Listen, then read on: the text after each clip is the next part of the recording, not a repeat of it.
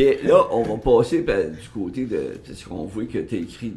C'est quoi qui t'a pris par après d'écrire, après ton livre de contestation? Ça a continué. Et après ce premier bouquin-là, comme cheminement, là, j'ai fait le Journal de Montréal, je disais, je me suis... En fait, j'ai fait vie commune avec une fille de Sept-Îles avec qui j'ai eu des enfants. Et puis, on est parti dans l'Ouest et j'ai travaillé une année à Radio-Canada. De Radio-Canada, on s'ennuyait un peu à Winnipeg, les nuits sont longues, disait la chanson. Hein? Oui. Ça fait qu'on est revenu au Québec.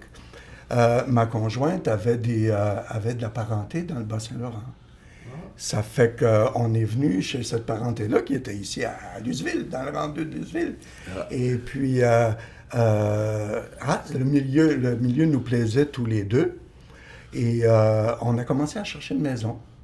On a trouvé une maison à Saint-Gabriel, dans le petit 2 de Saint-Gabriel à l'époque. C'est le rang des Chênes aujourd'hui. Et puis, mes enfants ont grandi là. Mes enfants ont fait tout leur primaire et les deux plus vieux ont fait le secondaire à Montjoly. Combien d'enfants? 4. Ma femme en avait 2. Okay. Très, très jeune quand on a commencé à vivre ensemble. Et puis, on a eu 2 enfants ensemble. Donc, ça fait 4 enfants. Et donc, les enfants ont grandi à Saint-Gabriel, essentiellement, par la suite à Rimouski. Et puis, voilà, mais le plus gros de ce que j'ai fait dans l'écriture et tout, ça s'est fait dans la région. En ville, à Montréal, on consomme la culture. Ici, on la fait. C'est vrai. Il y a une grosse différence, oui, hein? Oui.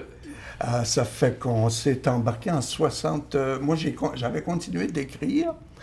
J'avais fait avec les gens de Saint-Gabriel, on avait, un peu comme toi, on avait un groupe de théâtre, la troupe à nous autres, et puis on avait fait une pièce qu'on a jouée dans une trentaine de villages en 76-77. Donc ça, j'avais publié ça, cette pièce-là.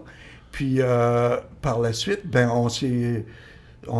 Conseil de la culture a un peu convoqué les gens qui écrivaient.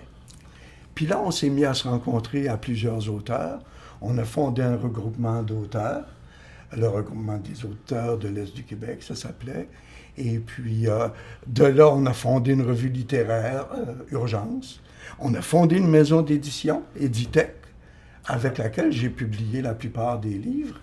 Mais j'étais animateur d'Editech avec des amis, essentiellement Serge Arsenault et Gilbert Dupuis. Et puis, il y a eu Jean Cossette de la Motapédia qui a travaillé avec nous autres, Michel Dubois, plusieurs auteurs qui ont publié des bouquins aussi. Au total, la maison a fait un peu plus de 50 ouvrages. Et ça nous met à l'ouvrage. On finit par s'épuiser parce que c'est du bénévolat. On ne gagne pas sa vie avec ça. Moi, j'ai fait des salons du livre, courir à Chicoutimi, tenir un salon, puis à Hull, puis à Sherbrooke, la fin de semaine, en prenant des jours de congé, puis en revenant à toute vitesse le dimanche soir pour reprendre le travail le lundi matin. Quand je pense qu'aujourd'hui, une vedette d'occupation double, il y a juste à écrire un petit quelque chose au salon du livre, puis une file d'attente. Ah oui, c'est pas pareil. Quand tu penses que tous les travails que les gens dans nos régions font, juste pour avoir un petit peu de reconnaissance. L'espace des régions, il est toujours à faire. Hein? Il est toujours constamment. Aujourd'hui, il y a encore des gens qui se réunissent et qui font des affaires. Et puis, c'est ça prend de la solidarité, ça prend de l'appui régional. À l'époque, on avait eu assez d'appui parce que je travaillais en communication, je travaillais sur la question des feux de forêt avec la Société de conservation de la Gaspésie. Et je faisais beaucoup de collaborations avec toutes les radios du Bas-Saint-Laurent, de la Gaspésie et de la Côte-Nord, et un peu avec la télévision, puis avec les hebdos. Ça fait qu'en lançant une revue littéraire puis une maison d'édition, les gens parlaient de nous autres. Les gens de la région nous donnaient de l'espace assez facilement, et puis ça nous a aidé à rayonner pas mal à ce moment-là. Mais bon, après une quinzaine d'années, l'énergie baisse, et puis tu finis par couper court à ça. Mais tu vois, je me souviens par exemple que député Marcoux, qui était pour le PQ, là, Ouais. c'est du monde sur qui on pouvait compter. On allait voir ces gens-là, puis on disait, écoute, il faut qu'on trouve quelque part des moyens pour faire. Ah, il te référait à telle organisation, tu vas avoir de l'appui à la coopérative d'édition ou des trucs comme ça. Donc on a eu, il y a une solidarité régionale qui a existé, puis on s'est appuyé là-dessus et on a fait. Moi, dans ce contexte-là, j'ai fait une dizaine d'ouvrages. Ça, Jean-Marc, tu viens juste de nous parler de quelque chose de très intéressant. Tu dis que Québec, tu as fini le livre de Monseigneur Gilles Ouellette, comment ça s'est passé. C'est très intéressant. C'était une émission. Ça, c'est ça. On faisait déjà de l'édition. Moi, j'avais quelques livres de publiés. J'étais ami avec une réalisatrice de CJBR.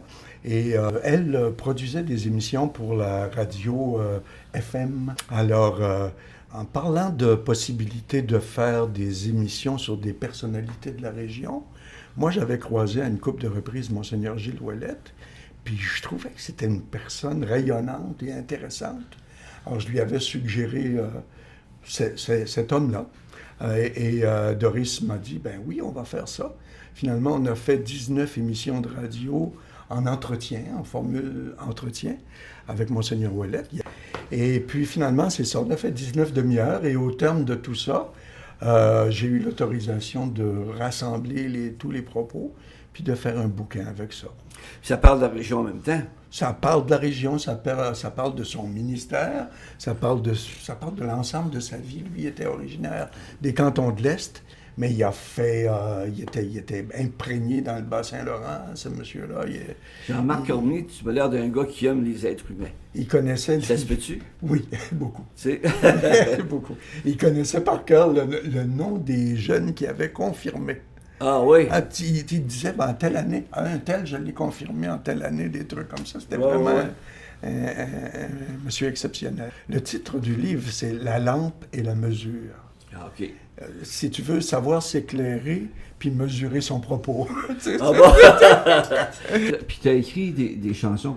Oui, j'ai écrit des chansons, j'en ai écrit depuis les années...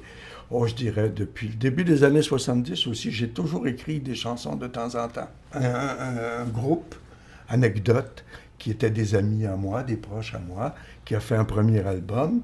Puis Richard Aubu, qui est de la région aussi, assez bien connu dans le milieu, il est luthier, Richard, à Rimouski. Puis originaire de Matane, si je ne me trompe pas. Et il a beaucoup chanté, lui, toute sa vie. Il chante encore dans la région.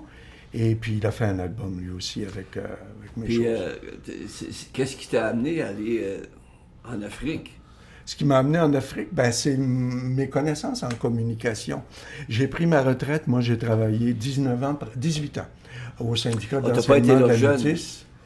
J'ai mal compris. Je pensais que tu avais été là plus jeune. J'y ai été dans les années 80. J'ai été... à l'époque, j'ai quitté la Société de conservation de la Gaspésie pour aller faire un contrat en protection des forêts au Sénégal, 86 à 90. Puis, quand je suis revenu, j'ai travaillé pour le syndicat de l'enseignement pendant 18 ans. Et quand j'ai pris ma retraite, là, j'ai eu envie de retourner. Et les circonstances ont fait que je me suis retrouvé à nouveau au Sénégal comme coopérant volontaire cette fois. J'étais avec le Centre d'études et de coopération internationale, le CECI, c'est assez bien connu comme ONG, là, qui envoie des gens dans des organisations pour les appuyer pour leur développement. Et moi, ça m'est arrivé, premier mandat que j'ai eu en fin 2009, j'étais avec une grosse organisation, mais avec peu de moyens, un peu comparable à l'UPA ici. Mais l'UPA, ici, l'Union des producteurs agricoles, a des moyens considérables. Oh oui. Moi, là où j'allais, il y avait 5 employés à peu près, tu vois, pour tout le pays, alors qu'ils représentaient des millions de paysans. C'était pour les appuyer en communication. Avec eux autres, moi, j'ai commencé à les pousser vers l'utilisation des médias sociaux. On a créé une chaîne YouTube, on a créé une page Facebook, on a créé un site web. J'utilisais tout ça pour mettre les informations qu'ils avaient. On avait aussi J'ai donné des formations pour l'utilisation des médias, radio, télévision, comment répondre à des entrevues, comment s'assurer que son message passe, tu vois. Tu sais, la radio, par exemple, va te prendre en entrevue pour les nouvelles, c'est pour 1 minute.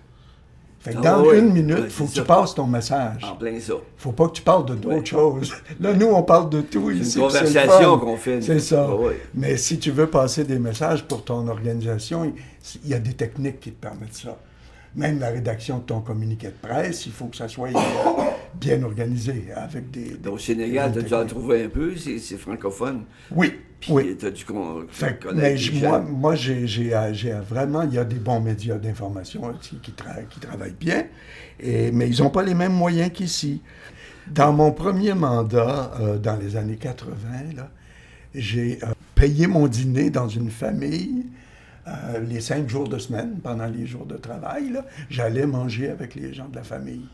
Et puis, ces gens-là, je les voyais, mais exactement comme je voyais mes grands-parents. Tu vois, je les ai aimés autant. Hein, ils étaient aussi aimables, aussi généreux. Le peu qu'ils avaient, ils savaient le partager. Moi, j'amenais une petite contribution. Ma petite contribution, ça permettait de mettre plus de choses sur le riz, tu vois, pour toute la famille. Ouais. Puis moi, je mangeais bien, puis j'avais le plaisir de fréquenter des gens direct sur le terrain. Là. Je faisais mon travail, j'avais une job et je faisais mon travail, mais où j'allais aussi carrément en milieu familial. Puis, tu connais des gens des gouvernements là-bas un peu? Ou... À toutes sortes de niveaux, j'ai fréquenté toutes sortes de... Puis, ils ont envie que ça change, que les gens puissent se débrouiller plus? Ou, moi, je dirais que oui, qu'il y a une très bonne volonté en général. Il faut dire que c'est très, très difficile. Dans un pays de 13 millions d'habitants, où il y a à peu près 500 000 ou 600 000 personnes qui payent des impôts, et qui, parce qu'ils ont des salaires réguliers, tout ce que tu veux, le reste, c'est de l'économie informelle. Hein. En milieu paysan, tu récoltes des haricots, tu récoltes des carottes, tu récoltes des patates, tu en gardes pour la famille, puis tu en vends un petit peu autour de toi, mais tu n'as pas de revenus officiels. Alors, des États qui ont très peu de revenus autonomes. Ils n'ont pas besoin d'être de mauvaise volonté. Là. C'est juste très difficile d'organiser le changement. Ils sont très critiqués aussi par la population qui, après 1 an, il dit « mais il n'y a rien changé ». Mais avec quels moyens il aurait changé de quoi? Pour faire un bout de route, ils attendent l'aide du Canada ou de la France ou de l'Italie ou de l'Allemagne. Tu vois, pour faire une nouvelle institution scolaire, ça prend des appuis étrangers. Les appuis, souvent, c'est des dettes qui s'ajoutent. Parfois, c'est des dettes, mais pas seulement. Là, il y a par exemple, j'ai travaillé l'hiver dernier pour un projet canadien qui intervient au Mali. Alors, le Canada finance de l'appui à des dispensaires, des unités de santé. Il finance carrément la construction du bâtiment, l'installation de matériel adéquat pour donner des soins de santé, des formations supplémentaires à des gens qui travaillent dans le domaine. Alors, oui, l'aide internationale, elle est parfois critiquable, mais elle a des bons côtés aussi. Hein. Dans 10 ans, le monde... Comment est-ce qu'il va être? Vont-ils être plus aidants dans ces pays-là? Moi, je pense qu'ils vont avoir beaucoup progressé parce que quand j'ai quitté le Sénégal en 90 pour rentrer ici, j'ai fait 18 ans ici. 1 an plus tard, j'y suis retourné. Ça faisait 19 ans. Je voyais une évolution considérable. Okay. Je voyais le début d'une classe moyenne qui commence à se construire, tu vois. Naturellement, c'est plus urbain. Les campagnes ont un peu moins progressé, mais les paysans se sont organisés. Le progrès, il est lent, mais il est là. Si je pouvais y aller dans 15 ans, j'aurais 85, j'aimerais ça, mais j'aimerais ça revoir ça. Et je pense qu'il va y avoir encore de l'évolution. Et il y a des richesses naturelles dans les pays africains. La démocratie, ça existe-tu? C'est quoi une sorte de gouvernement? Le Sénégal est essentiellement démocratique. Mais c'est un pays qui a son indépendance depuis 60 ans, à peine. Même pas 60 ans, 58 ans. c'est jeune, un pays de 58 ans. Hein? Ouais. Auparavant, là, c'était pas du tout les mêmes structures. Il y a eu la colonisation qui a défini un territoire, si tu veux, mais des ethnies différentes et tout. Et ces gens-là sont en train de s'organiser. Il faut pas désespérer pour l'Afrique, bien au contraire. Les territoires ont été faits par le colonisateur avec une règle puis un compas, là, tu sais, sur des cartes. Oui. Alors qu'au milieu du Sénégal, par exemple, il y a un petit pays qui s'appelle la Gambie, qui divise carrément le pays en deux. Il est anglophone. Au sud du Sénégal, il y a une région du Sénégal qui devrait appartenir à la Guinée-Bissau. Tu sais, c'est complexe. Quel message que tu voudrais dire aux gens pour l'avenir? Pour l'avenir, moi, je pense qu'il faut qu'on ait confiance les uns dans les autres, qui qu'on soit de souche québécois, qu'on soit d'origine étrangère. Nous sommes tous pareils. Nous sommes tous humains. Au fond, quand on gratte un petit peu la surface, on trouve les mêmes personnes. C'est la fin. Donc, merci de nous avoir écoutés. C'était Les Voix de la région avec notre invité Jean-Marc Cormier.